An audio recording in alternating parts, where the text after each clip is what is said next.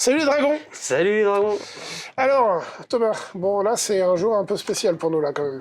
Là on est sur quelque chose d'assez énorme. Ah là c'est parti hein! Ouais, ça y est, donc Smaragdil, l'héritage du dragon d'émeraude, là, plus que jamais, là, prend réalité là. Donc voilà, on vous fait cette vidéo, on a pas mal de choses à vous dire. Déjà, on va vous annoncer quelque chose de très très concret, mais on voulait pas faire que ça, du coup, on voulait pas faire une annonce brute comme ça, on voulait en profiter peut-être pour faire un petite rétrospective, un petit retour sur le projet. Une présentation vraiment du projet, de ce qui a été fait. C'est ça. Ça nous semblait important de revenir un peu sur le projet. Déjà parce que peut-être que toi qui es en train de regarder cette vidéo, t'as jamais entendu parler de Smaragdil avant. Peut-être que t'es tombé là-dessus complètement par hasard, ou peut-être que tu connais quelqu'un qui t'en a parlé, sait-on jamais. Donc ça peut être bien pour que chacun puisse un peu raccrocher les wagons sur cette aventure-là avant l'étape suivante, tout simplement. C'est ça. Donc c'est parti, je propose qu'on commence par expliquer un petit peu comment a commencé le projet Smaragdil, et puis voilà, on va vous expliquer un peu tout ça. Donc le projet Smaragdil, c'est parti, nous on aime bien raconter, t'as une phrase pour raconter ça, tu dis c'est parti d'une blague. Puis à un moment, voilà, quand on a lancé, avant de lancer Smaragdil, ça arrive les vacances, on n'allait pas partir en vacances de mon côté parce que ma femme était enceinte. Oh. Et donc, faut pas s'ennuyer. Je te demande, ça te dirait pas de faire une série? Je me souviens très bien, ouais. C'est parti d'une blague, mais vraiment... On était à l'été 2022, on avait une chaîne YouTube qui existait depuis un peu plus de 2 ans. La chaîne sur laquelle vous êtes, a priori. Et ouais, je me souviens très bien, il me dit écoute, ça te dirait qu'on fasse de la fiction? Ouais, si tu veux, ouais. Vraiment... La fiction, on avait déjà fait une mini-vidéo, oui. Que personne n'a vue, elle avait complètement bidé, mais c'est comme ça. N'hésitez pas à aller la voir. Hein. Ouais. C'est la quête du tombeau maudit. Oui. Voilà. Et c'était la première fois qu'on faisait vraiment une vidéo purement fiction. C'est ça. Et...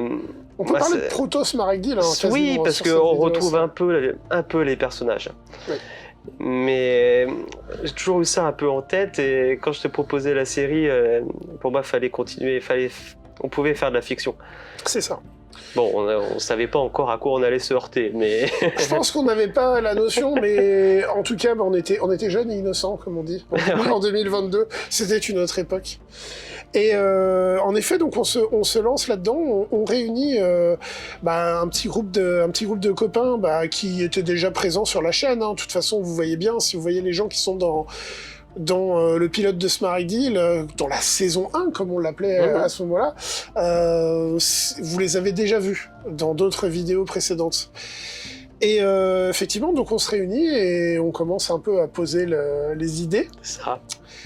Et en effet, il s'agissait surtout d'idées qui tournaient autour d'épisodes très courts, finalement de sketchs, dans un univers médiéval fantastique, avec quand même toujours l'idée de faire un fil rouge dans l'histoire. C'est ça. C'est comme ça que ça a évolué vraiment le projet. C'est ça.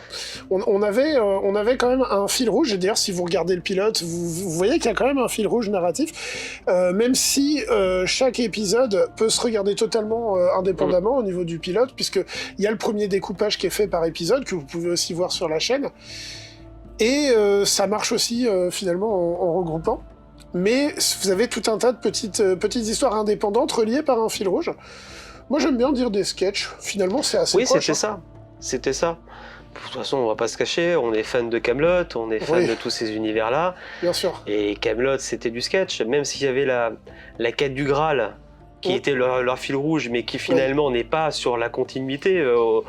Ça vient de temps en temps sur les sketchs, mais c'est pas le principal. On part d'une situation, en fait. C'est une situation. Kaamelott faisait ça aussi. Quelque part, on s'en est juste inspiré sur ce plan-là. On part d'une situation, et cette situation, je sais pas, par exemple, on va traverser un pont, il y a un bandit armé qui nous bloque. Bon, et c'est cette situation-là qui se résout. Qu'est-ce que vont faire les personnages, etc. Et on fait une petite histoire autour de ça. Et c'est ça, Smaragdil, la prophétie du dragon d'émeraude, c'était ça. C'est vraiment ça. Donc on s'est installé, si je me souviens bien, on est l'été 2022, on s'installe pour écrire ça, et ça prend, 3 jours, 2 jours ? 3 jours. Ah, l'écriture On a mis 3 jours d'écriture. du pilote de la saison 1, c'est 3 jours. C'est ça. Donc on écrit ça. On est plutôt content de ce qu'on a fait. Ah oui, mais on est très content, surtout qu'on commence à filmer juste après. On filme dans les jours qui suivent. C'est ça. Et le tournage dure, si je dis pas de bêtises, en tout et pour tout, 3 semaines, un truc comme ça. Attends. Oui. Il y a eu un décor. Le décor de Chez la sorcière, on a été obligé de filmer un tout petit peu plus tard, mais c'est quoi, c'est la semaine d'après ou quelque chose comme ça? Oui, ça s'est suivi, c'était la fin des vacances. Mais voilà, c'est ça. Donc en fait, pendant l'été 2022, on boucle tout, sans réel problème de timing, parce que finalement on était large. Et on se retrouve avec, on était combien de comédiens sur le pilote? On était 6 ou 7 Ouais, c'est ça. Hein. Ouais, c'est 7. 6 ou 7, c'est ça. Et puis on se retrouve avec nos petites vidéos, voilà. Et puis il y a aussi un autre élément important dès le début. On va pas vous refaire la longue interview qui est présente sur cette chaîne, mais on a Jonathan Durand qui nous rejoint pour la musique. Et là, déjà... Oui, alors Jonathan, il nous avait vraiment aidé. La musique du générique, la musique d'ambiance sur tout le pilote, et une petite musique dramatique, un truc vraiment sympa. Et voilà, c'était 3 musiques importantes. C'est rien comparé à la suite.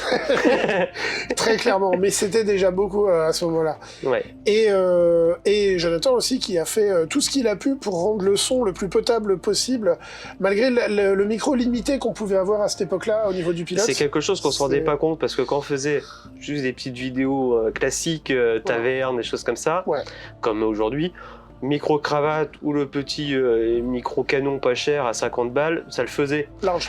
Mais quand on s'attaque à la fiction, là c'est autre chose. En extérieur, avec des contraintes du vent, Et surtout, on peut pas voir le micro, donc micro, soit il est loin, on peut pas le mettre au-dessus parce que c'était pas encore la perche. C'est ça. C'était extrêmement compliqué, on entendait tout, absolument tout. Ah, mais que ce soit les voitures, le vent, les mecs qui faisaient la tondeuse très loin, on l'avait... Enfin, ça a été dur. Le tournage a pas été si long, mais il a été difficile. C'était le plus éprouvant, et ça toujours, même encore, c'est toujours le plus éprouvant, c'est le son. Oui. Et là, vraiment, on avait la même caméra actuelle au niveau de l'image, celle avec laquelle on est en train de filmer cette vidéo. Oui, on a juste un peu steppé le niveau, on s'est un peu entraîné sur la calibration d'image, etc. Mais... C'est ça. Et donc voilà, donc on tourne ça, avec un peu de difficulté au niveau du son, mais on y arrive. Et je crois que le pilote sort dans la foulée... Donc avec une quinzaine d'épisodes qui sortent au fur et à mesure. On avait fait 3 épisodes par semaine. Voilà, c'est ça, pour 15 épisodes. Donc, dont la caractéristique principale est d'être humoristique, et je dirais, on va pas se le cacher, le défaut principal est d'être assez court. C'est ça. Voilà. Très clairement, on a fait des sketchs. C'est la première fois qu'on faisait ça, on se rendait pas compte déjà à l'écriture que ça allait être aussi court. C'est ça. Et ouais, c'est une Quand fois vous que avez fait, une minute d'épisode pour une minute de générique, c'est vrai que c'est un peu expéditif. Ouais. Mais on est fiers de ce qu'on sort quand même, parce que c'est plutôt cool. C'était du petit sketch. C'est ça. C'était vraiment ça. C'est du sketch médiéval fantastique avec des influences diverses. Très clairement, Smart Deal à la base, c'est conçu pour ressembler à du jeu de rôle. Hein. C'est du jeu de rôle mis en scène, avec des inspirations. On a parlé de Kaamelott, il y a du Donjon de Naheulbeuk aussi dans nos têtes. Seigneur des Anneaux, etc. Seigneur des Anneaux. C'est là-dessus que je suis extrêmement fier de ce qu'on a produit, parce qu'on a créé un univers. Oui. C'est un univers qui n'existe pas. C'est vrai qu'il peut ressembler un peu à tout ce qui est jeu de rôle, Donjons et Dragons, parce que on va retrouver un peu les mêmes créatures. Mais l'histoire, le royaume... Ça pourrait être un des mondes de Donjons et Dragons sans problème. Hein. Exactement. Clairement. Mais on a créé nos villages, jusqu'à créer nos religions, etc. Voilà. On a tout développé. Voilà, un peu de géographie, un peu de... Voilà, puis qui va être amené à se développer plus tard. Hein. Ah oui. Voilà, on n'a pas encore fini avec Smart Deal, hein, vous en faites pas. Mais voilà, donc à ce moment-là, donc on sort, on est toujours en 2022 quand on sort tout ça. Et voilà, et on est satisfait de ce qu'on a fait. Et c'était à ce moment-là la plus grosse aventure de la chaîne. On n'avait pas d'ambition non plus, ce qu'on voulait c'était juste s'amuser entre copains, on s'est amusé, on a sorti nos petits sketchs et puis voilà. C'est exactement ça. Et donc, on arrive au terme de ce projet, le projet vit sa vie, bon, bah, il y a quelques personnes qui voient ça sur YouTube, nous on est contents, on échange un peu avec les gens, et on est contents. Le temps passe un peu, on a un moment où on revient sur cette histoire de Smaragdil, on est au moment de Noël. Ah, c'est le Noël qui suivait. Hein, le Noël qui suit, 2022. Et là, c'est le... on a osé cette blague. Oui. On a fait le Holiday Special, comme Star Wars. Sauf que nous, on n'en a pas honte, contrairement à George Lucas, qui a tout fait pour faire disparaître. Vraiment, c'était le petit épisode bonus. Voilà. On avait fait la surprise. Donc, qu'on n'a pas inclus, hein, d'ailleurs, au remontage du pilote. Hein, c'est vraiment un épisode qui reste à part. Ça reste un épisode bonus. Il est pas... il est canon, mais il n'est pas obligé de le regarder. Voilà. Pour comprendre. Ce qui nous permet de développer un peu l'univers, le lore, puisque là, on voit que l'équivalent des fêtes de Noël, c'est les fêtes de Skadil dans ce monde-là, du moins dans les contrées dans lesquelles on est, en tout cas. Ouais. Et voilà, on fait ce petit sketch-là qui nous satisfait beaucoup et nous fait nous rendre compte qu'on arrive à faire des choses un peu plus longues. Ah, c'est exactement ça. Quand on a sorti le... 9 minutes et quelques. Exactement. Voilà. Là, on s'est dit, mais en fait, c'est ça la durée qu'il faut. En fait, ça peut marcher. Et c'est ça la durée qu'il faut. Et ça laisse le temps de mettre les choses en place. Oui. Les sketchs sont moins rapides, mais on construit mieux. C'est ça. C'est ce qui manquait. Et à partir de là, on se dit, mais donc c'est possible. Ça moyennera beaucoup plus d'écriture. Ça moyennera plus de travail, mais on peut faire quelque chose de plus abouti. Ouais. Et là, on a cette idée en tête quand même assez fort. Et nous, entre-temps, on continue à fonctionner en tant qu'association, on continue à fréquenter les copains, on a des gens qui sont dans l'association qui se disent que ce serait bien, s'il y avait une suite, on pourrait peut-être participer. Donc c'est vraiment des discussions et des discussions. Et puis jusqu'à ce qu'on finisse par se dire, alors je sais plus exactement comment ça arrive, je sais plus comment elle est partie la saison 2. Mais de dire, bon, bah... oui, parce qu'on parlait encore de saison 1 et de saison 2 à cette époque. Ouais. Et là, on se dit, mais... La suite, on l'a fait ou pas? Et... Bon, et là, il y a un constat qui s'impose. Faire une suite, d'accord, mais pas dans les mêmes conditions, notamment au niveau du son. Ouais, là, c'était trop pas difficile, on peut pas multiplier les tournages... Parce que même si on se rendait pas du tout compte de ce que ça allait représenter au niveau de tournage, on savait que ça allait être beaucoup plus. Et tu peux pas, en fait, garder les mêmes conditions au niveau son. C'était avant même l'écriture, il a fallu se poser cette question. Voilà. Donc on s'est dit, la saison 2, on l'a fait si on valide un financement Ulule pour avoir un micro-perche avec un micro correct pour pouvoir bosser. C'est ça. Et quelques accessoires qui vont avec... Donc c'est là qu'on lance la campagne Ulule, et là on est à l'été 2023, donc un an après le pilote, du coup, ce qui est devenu le pilote. Donc on fait le financement Ulule, et on se dit, bon, bah on croise les doigts, parce que si ça passe pas, bah tant pis, on abandonne le projet. Ouais. On avait conscience, hein, ça passe ou ça casse. On savait, mais après... Voilà. Mais on avait un gros atout pour nous, c'est qu'on demandait pas grand-chose sur le financement. Non.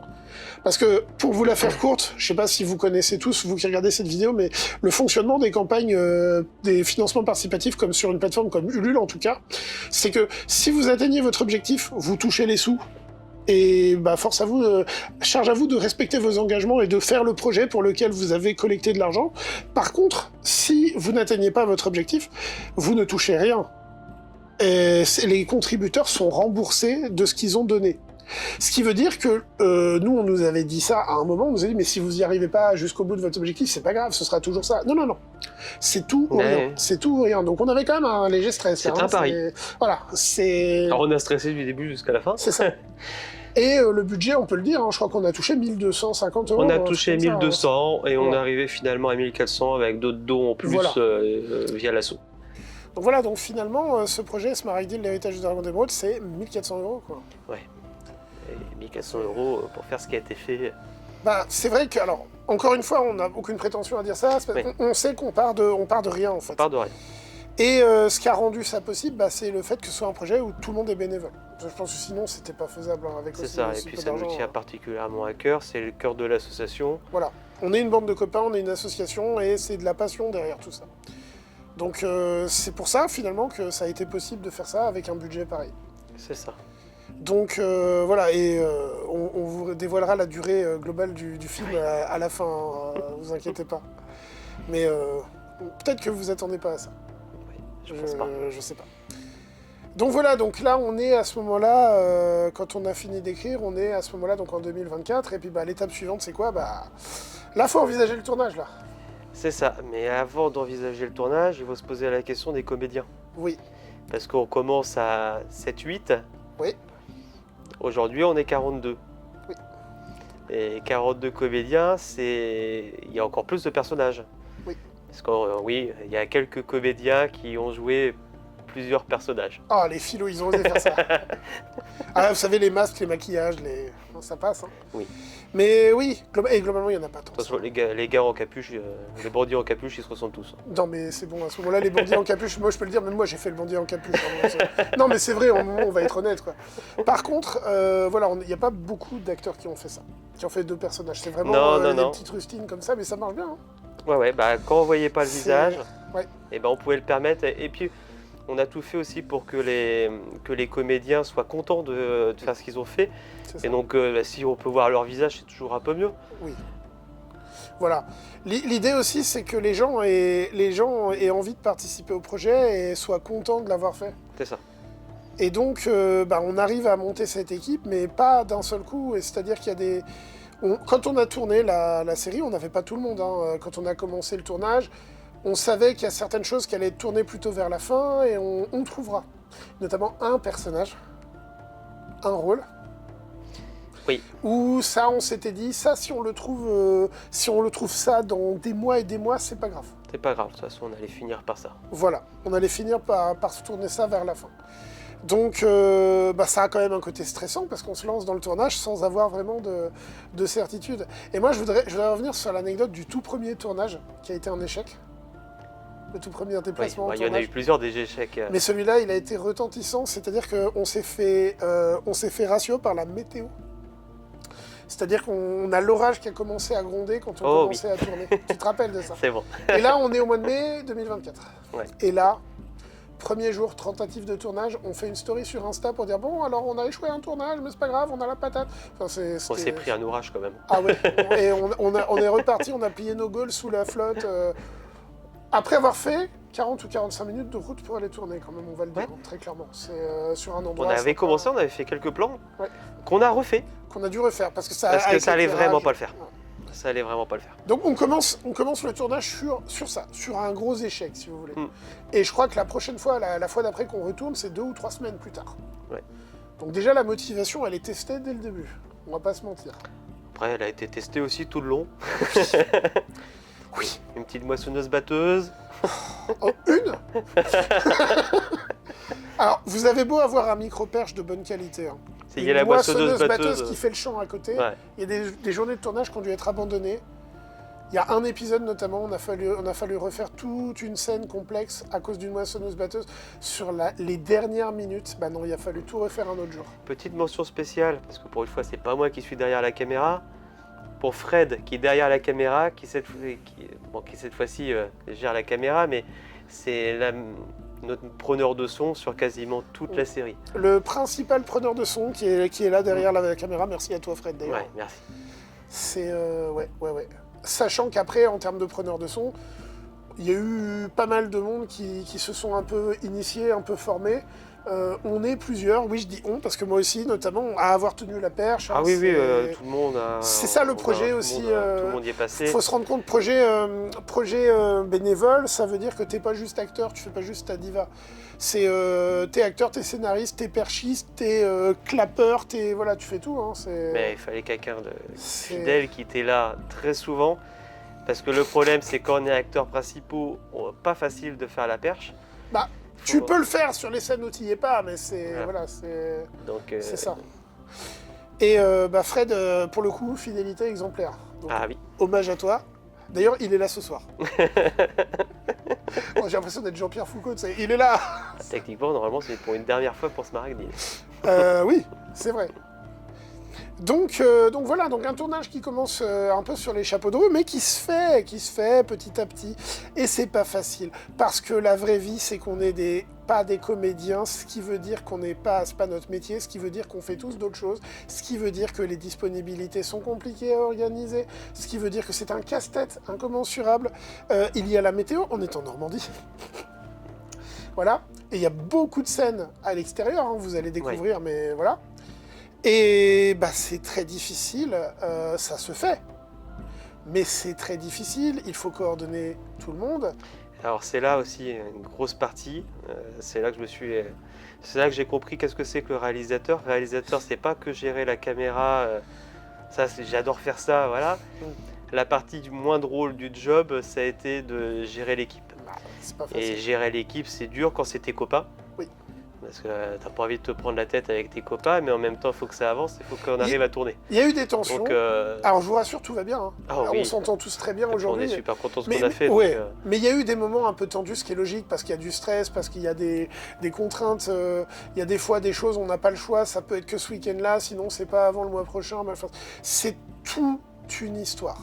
Et puis il y a les lieux, et puis il y a les mauvaises surprises quand on arrive des fois sur place. Il y a du monde. C'est pas censé y avoir du monde. On a tous notre vie, on n'est pas professionnels et c'est ça. Quand on annonce un week-end de tournage, on a 12 comédiens, il faut trouver la date pour que les 12 comédiens soient disponibles. Oui. Et ça, c'est pas évident. Et pas oublier qu'il faut toujours en plus des gens en plus pour la technique. Oui. Ah, puis des fois, c'est le genre de truc, tu te dis, mince, on a oublié quelqu'un pour la technique. Et quand je suis aussi devant la caméra, il faut trouver quelqu'un aussi pour gérer la caméra. La caméra, voilà. Pendant que je suis devant. Oui, parce que c'est là que c'est pas facile. Si vous regardez l'affiche, ça ne vous a pas échappé que le monsieur fait aussi partie de l'équipe de comédiens. Donc voilà, tout ça, ça fait un paquet de contraintes, ce qui est quand même assez important.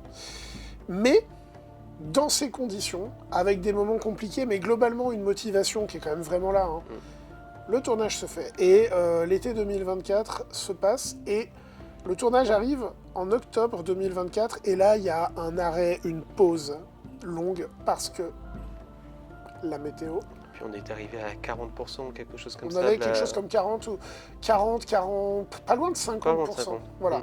Arrivé en octobre 2024 et là, on se dit qu'il faut qu'on arrête parce que c'est trop tard au niveau de la météo. Il commence à faire très froid, ça devient très compliqué et on se dit que là, on ne peut plus continuer comme ça, il va falloir attendre les beaux jours. On n'avait peut-être même pas mesuré que l'été ne suffirait pas. Mais voilà, je pense qu'on a appris. Hein. Oui, on a appris. Après, cette pause-là, ça a permis aussi de faire d'autres choses. Oui. Et aussi de réfléchir un peu à comment faire la suite. Oui. Parce qu'on a appris de tout le long, du début jusqu'à la fin. Et quand on dit faire la suite, attention, ça n'a pas été tourné forcément dans l'ordre chronologique. Non, pas du tout. En fonction des lieux, des comédiens. Rien n'a été tourné dans l'ordre. Quand on dit ça, c'est faire les morceaux qui manquent, c'est ça qu'on veut dire. Voilà. Au début d'ailleurs, on se disait, on va commencer à filmer dans l'ordre, on va se dire, voilà. On s'est vite rendu compte que c'était impossible. Là, les contraintes étaient déjà suffisantes comme ça. Alors, on a essayé de faire gaffe. Hein. Tout ce qui est coupe de cheveux, barbe, il y a des imperfections forcément. Mais globalement, ça choque pas. Sur 2 ans, quand on regarde, globalement, ça choque pas. Mais si on a l'œil dessus, bon, voilà. Mais on a fait vraiment avec notre cœur. Et donc, effectivement, on repart un peu, on repeaufine 2-3 petits trucs d'écriture. Et puis, il se trouve qu'on repart en tournage en 2025 vers le mois de mars ou avril, non, même pas, plus tard. Quand est-ce qu'on a repris en tournage un peu tardivement, 2025 Un peu plus tard, ouais. Mais quelque chose comme ça, à peu près un an après le début du tournage. Et là, on recommence et on enchaîne plutôt bien. Et voilà. Et puis, on va quand même en toucher 2 mots, sans rentrer dans les détails. Mais là, on a un problème, c'est qu'on a un des comédiens de l'équipe principale qui, malheureusement, a été contraint d'arrêter le projet. Pour des soucis personnels. Hein, alors, il va très bien, hein, aujourd'hui, il n'y a pas de soucis. Et voilà. Et d'ailleurs, coucou si tu nous regardes. Ah, oui. Coucou à toi, Gren, si tu nous regardes. Il est obligé d'arrêter. Et donc, on a refait un peu d'écriture, tout simplement, parce qu'on n'avait pas le choix. Et ça allait au stade d'écriture, les stades qu'on était, ça allait. Il n'y a pas eu de soucis. On a eu la chance que quand ce problème est survenu, c'était possible d'apporter des modifications scénaristiques pour que ça passe. Et je ne vais pas vous expliquer ce qu'on a fait. C'est pas que ça passe, ça passe très bien. Que ça passe et que On était même plus content, et en fait ça c'est le fait qu'on s'est bien creusé la tête, on était même plus content du scénario en V2. Réécrire une partie, c'est pas forcément néfaste. C'est ça. C'est parce qu'on a commencé à filmer, on avait déjà écrit pendant 6 mois, on avait la tête dedans. Là, avoir du recul sur ce qui avait été écrit, c'est pas mal aussi. Voilà. Ça permet d'améliorer certains petits bugs qu'il y a pu peut-être y avoir, ou on a pu améliorer les choses. Voilà. Et du coup, après quand même, je vous cache pas, au moment où le problème se pose, une incertitude, mais qui a vraiment pas duré longtemps, de se dire mais est-ce qu'on va être obligé de tout arrêter? Et assez rapidement avec Thomas, on s'est parlé, on s'est dit c'est pas possible, on peut pas arrêter, on va se poser, on va trouver une solution, et on a réécrit, et ça l'a fait. Et le tournage n'a même pas vraiment eu d'interruption, ça a été très vite. Ouais, ça n'a pas arrêté. Je sais pas comment on a fait, mais on était dans le truc, on voulait pas, le projet est trop important pour nous. À ce stade, vous imaginez toute l'énergie investie, tout le temps investi depuis le début. La partie tournage, la partie réelle qui a été d'analyser, de créer les scènes. Et puis, découpage, etc. Et puis à ce moment-là, on est en 2025, ça fait depuis 2023 qu'on dit on est à fond sur le projet, on ne peut pas arrêter. Quoi, donc c'est parti, je travaillais tout le long. Et on a fait un financement. On travaillait tout le long sur la partie réelle, comment on allait découper ça, comment on allait filmer. Oui. Et c'est là qu'il s'est posé encore d'autres questions. On manquait de lieu de tournage aussi. Oui. Ça a été compliqué, on a dû même aller plus loin que ce qui était prévu. Oui. Mais par contre, plus loin, mais on est sur du 100% Horn. 100% Horn. Nous, on n'était même pas sûr que ça allait être possible. À la base, c'était même pas sûr. Ouais. Et finalement... Tout tournait dans le département de l'Orne, donc ça, c'est vraiment tout bien. Tout était vraiment autour de Putange, Argentan, le Camp-de-Bière, jusqu'à Bagnoles de l'Orne. Ouais, c'est le plus loin qu'on a été. Finalement, on a fini à Mortagne-au-Perche. Oui, c'est vrai. À côté de Bélem. Oui, pour le bout dont tu parles. Oui. Voilà. Donc, mais on est resté dans le 6-1. Mais il a fallu aussi trouver des lieux d'intérieur. C'est ce qui manquait aussi à la saison 1. Oui. Et on a toujours chez la sorcière, ça vous la reverrez de toute façon, c'est un des personnages importants. Oui. La taverne où j'ai eu énormément d'aide, parce qu'en fait la taverne c'est chez moi, mais j'ai eu énormément d'aide de Ludo. Ah, tu dévoiles, ça y est? Ouais, les gens vont se douter. Donc la taverne, Ludo qui a filé un énorme coup de main, un personnage que vous allez rencontrer aussi. Ouais, Ludo que vous avez déjà vu sur la chaîne. Oui, pour la taverne de Ludo. Qui a participé à la série, vous allez voir. Et il y a eu quelques travaux de fait ici, effectivement. C'est ça, il a fallu, parce que la taverne telle qu'elle était faite avant dans la saison 1 ne permettait pas des champs contre champs. C'est ça. Et il a fallu agrandir la taverne. Voilà. Et là, on a pu filmer des champs contre champs, vous allez voir. Les plus observateurs ont peut-être vu déjà au moins une vidéo où on voit ça. Oui. Noël. La petite vidéo pour Noël. La petite vidéo de Noël, vous avez déjà un avant-goût. Elle est dans les nouveaux décors. Vous avez un avant-goût des décors de Smaragdil, ouais. Et en lieu d'intérieur, le château, la tour aux Anglais. La tour aux Anglais à Ouloul. Un énorme merci à eux. Oui. Merci à vous, parce que grâce à vous, on a pu, la série peut prendre une ampleur encore visuellement et scénaristiquement parlant encore supérieure. Et il nous a permis vraiment de faire rentrer l'histoire qu'on avait envie de faire rentrer grâce à vous. Donc la tour aux Anglais à Ouloul-Faucon, qui est un monument historique du 13e, si je dis pas de bêtises. Et qu'on vous encourage à aller visiter dès que possible, parce que c'est un lieu qui est vraiment superbe. Pour peu que vous aimiez l'histoire, pour que vous aimiez cette période, c'est vraiment, vraiment incroyable. Et nous, ça nous a vraiment... ça nous a tellement aidé. Les choses se débloquaient au fur et à mesure. Oui. C'est pas comme si on avait tout débloqué avant de filmer. On filme, à chaque fois, il faut débloquer des choses. C'est ça. Et mais voilà, et c'est quand même une grosse fierté d'avoir pu aller au bout. Donc ce tournage, il finit par aller au bout. Alors on vous a dit, en plus, on est 42 personnes en termes de comédiens, parce qu'il y a des gens qui sont que à la technique, on n'a pas compté dans les 42, mais l'équipe, c'est quoi? C'est une bonne 50aine de personnes. Il faut savoir aussi que, moi je fais une spéciale dédicace, on a des gens, quelques personnes, beaucoup de personnes du coin, mais on a quelques personnes qui sont venues de plus loin, dont une personne qui se reconnaîtra, qui est venue de Nancy pour tourner. C'est vrai quand même, c'est une amie à moi qui est venue de Nancy, donc ça c'est quand même trop bien. Pour une journée de tournage. Pour une journée de tournage. Donc c'était l'occasion de se voir et tout, mais n'empêche que voilà, c'est quand même... C'est assez fou. c'est assez dingue. Et voilà, bon an, mal an, mais toujours avec détermination et quand même beaucoup de bonne humeur. Et là, à la fin du tournage, moi, je me souviens, plus la fin du tournage approchait, plus on était euphorique. Oui. Regarde, il reste plus que ça, regarde, il reste plus que ça. Et là, c'est... Alors, ça, je peux vous le montrer. Hop. Alors, il y a 120 scènes sur Smaragdil. Hein. Et là, c'est toutes les petites scènes. Et à chaque fois qu'on mettait en vert, ah là là, ça se remplit, ça se remplit. Ouais. Puis à la fin, bah ça y est, tout est vert. Au début, c'est dur parce qu'il n'y a pas grand-chose. Et puis, bah, quand on arrive voilà, à la fin... c'est... Le script, il est tout vert, il est tout fait, il est tout réalisé. Il est tout dans la boîte. C'est fini. Et donc, le tournage s'achève vers la fin du mois de septembre 2025, donc ça fait pas si longtemps. Oui. Ça fait même pas 6 mois. Ouais, et puis là, bah, la fin a été un peu dure. Oui, on peut en parler. Très dur. Oui, parce que On a malheureusement un de nos comédiens, Olivier, un ami proche. voilà, qui est décédé suite à un cancer. Le lendemain du dernier jour Le du lendemain tournage. du dernier tournage. Il était malade depuis 1 an, Voilà. enfin diagnostiqué depuis 1 an. Et donc on le perd juste au moment de la fin du tournage. Donc le sentiment, il est complètement bizarre. Il est à ce moment-là. Ouais, la veille, je te disais encore, faut qu'on arrive à lui montrer. Faut qu'on arrive à lui montrer. Ouais. Et il n'a pas eu le temps de voir. C'est ça. Donc là, évidemment, ça a plombé l'ambiance. Hein. Le tournage était fini. Donc c'était le côté positif, mais ouais, vous allez découvrir Olivier dans Smaragdil et on est très fiers de l'avoir dans la série. Voilà, vraiment. Ouais. Bon, et puis on va enchaîner sur peut-être quelque chose de plus. Oui, bah bon déjà, qu'est-ce que c'est que Smaragdil? Là, on a l'héritage du dragon d'émeraude. On se retrouve avec 1h57 de film. Alors, c'est vrai que ça aussi, c'est quelque chose dont il faut qu'on parle. On n'a pas tourné ça au départ dans l'idée de faire un film. On a toujours parlé d'une web série. Et ça a été réalisé pour faire une web série.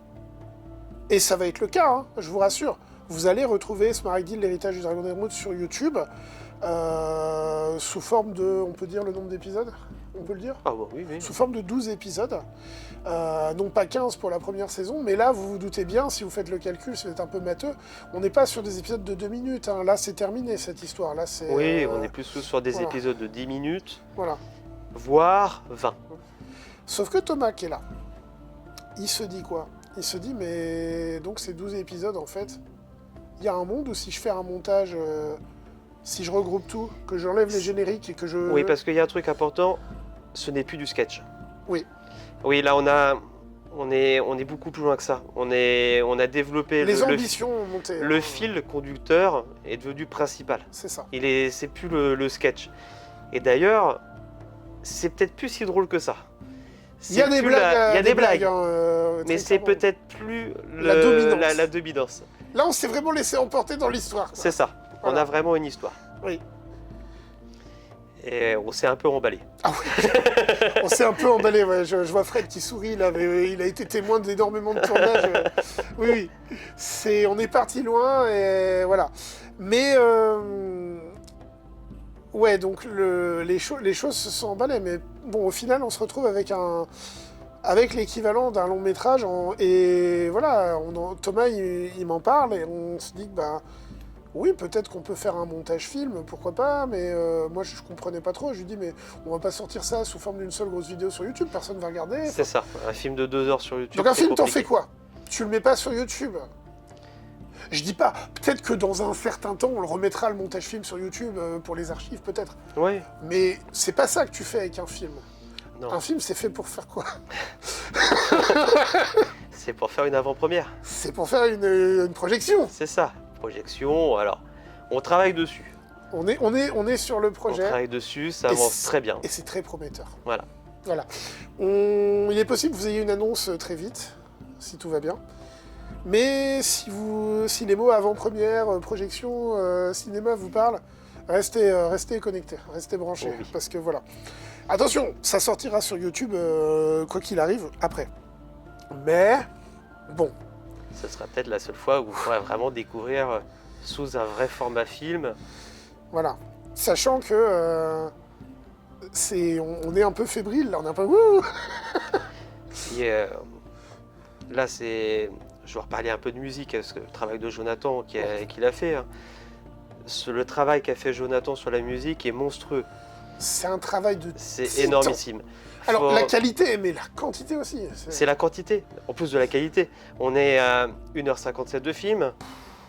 Je dirais qu'il y a 1h30 de musique. Oui, parce qu'il y a quelques thèmes qui se répètent, mais globalement, Il y a 1h30 de création de musique. c'est un travail monstrueux. On remerciera jamais assez Jonathan Durand. Vous pouvez aller regarder son interview qui est un peu longue, mais très intéressante. Il est bavard, le garçon. Il est bavard, mais non, c'est vraiment du très lourd travail.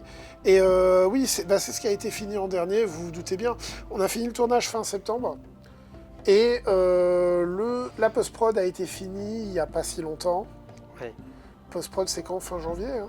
Oui. Oui, il y avait encore quelques allers-retours entre moi au montage Oui. et Jonathan, des petits ajustements. Pareil, c'est lui aussi qui retravaille toutes les voix. Oui. Donc même si on n'est pas perchiste professionnel, il peut y avoir quelques coquilles et des choses qu'on n'entend pas. Il a effacé 2-3 bruits de vibreurs, des trucs comme ça, il nous l'a dit, hein, ça l'a fait rigoler. Mais on les entend plus, il n'y a pas de problème. Ouais. Non, il a fait quelque chose de super clean. Oui, il a fait du très bon travail et moi je suis très fier de ce qu'il a fait. Et de pouvoir dire que ça c'est la musique de notre film, c'est une musique originale, de notre film, de notre série. Originale. Oui. Donc là... Vous en penserez ce que vous en penserez, mais ça a été fait avec le cœur, pour un budget de 1400 balles, par des gens bénévoles. Nous, quoi qu'il arrive, on est contents. On reste des amateurs. On reste des amateurs passionnés. C'est ça, des geeks, mais... des énormes geeks. On peut pas dire le contraire. Bon, on a fait un long métrage.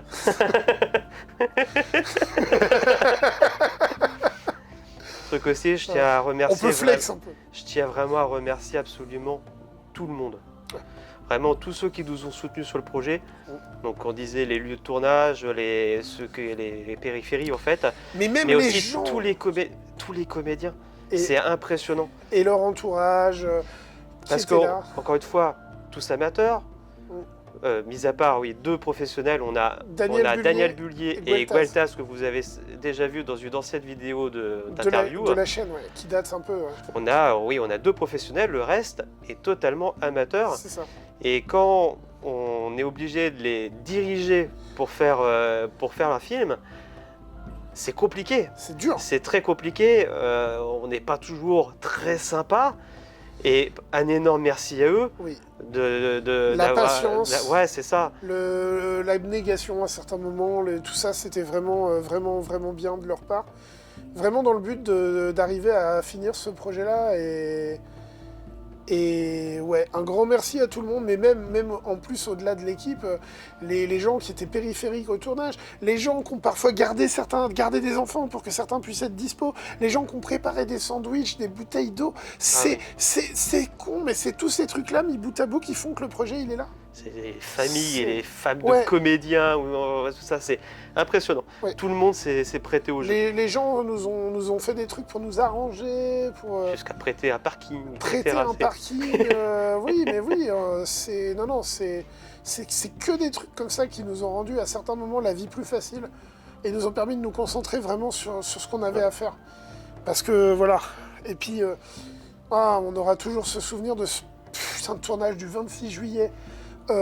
Où pendant 2-3 semaines le monsieur il dormait plus parce qu'il n'y avait qu'un seul truc, c'est s'il pleut on fait quoi, c'est vrai n'empêche. Hein, oui, on s'est retrouvé avec des dates de temps en temps qui étaient critiques. Oh là là, oui. Quand on regarde l'agenda et les disponibilités de chacun, on se retrouve avec des dates, si ça ne passe pas, comment on fait?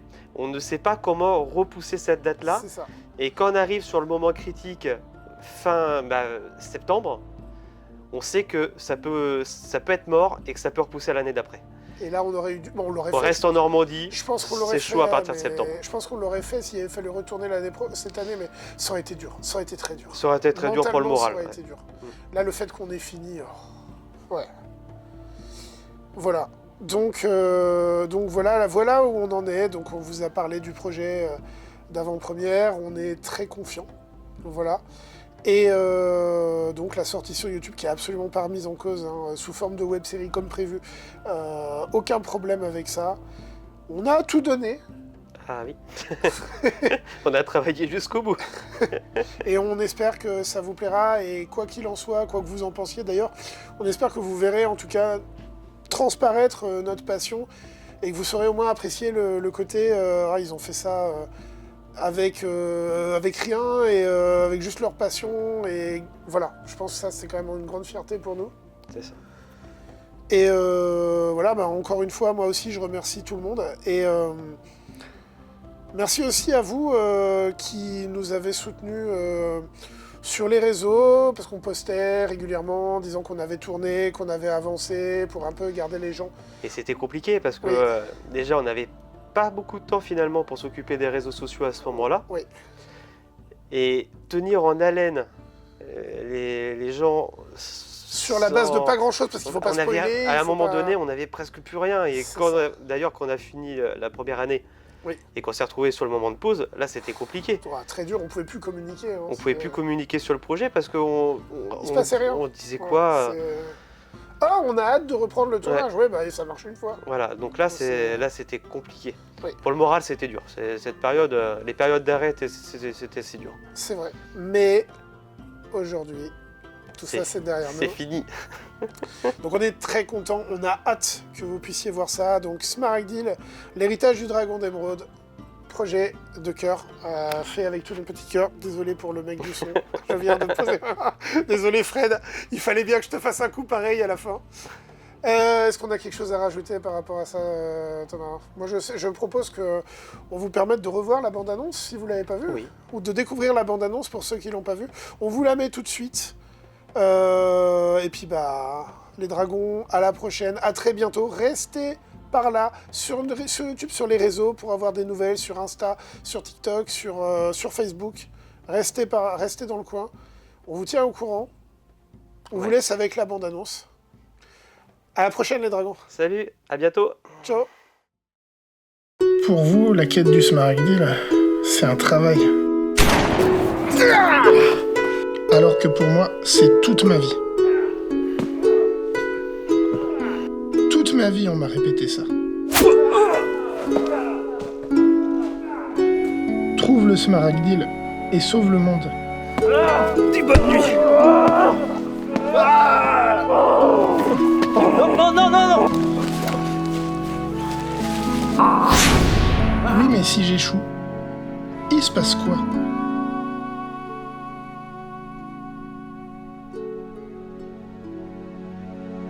Sauve. Il est évident qu'il s'agit d'une peste engendrée par la magie noire. Le maléfice. Tout le monde est malade au village. Tu me prends pour qui? Tu veux que j'en fasse un sacrifice? Pardon? De la mort? C'est de la merde, c'est de la merde, c'est de la merde. Ils sont où, c'est con? J'en ai marre, je veux de l'action. Ah, n'empêche, en attendant, c'est quand même moi qui l'ai entraîné là-dedans.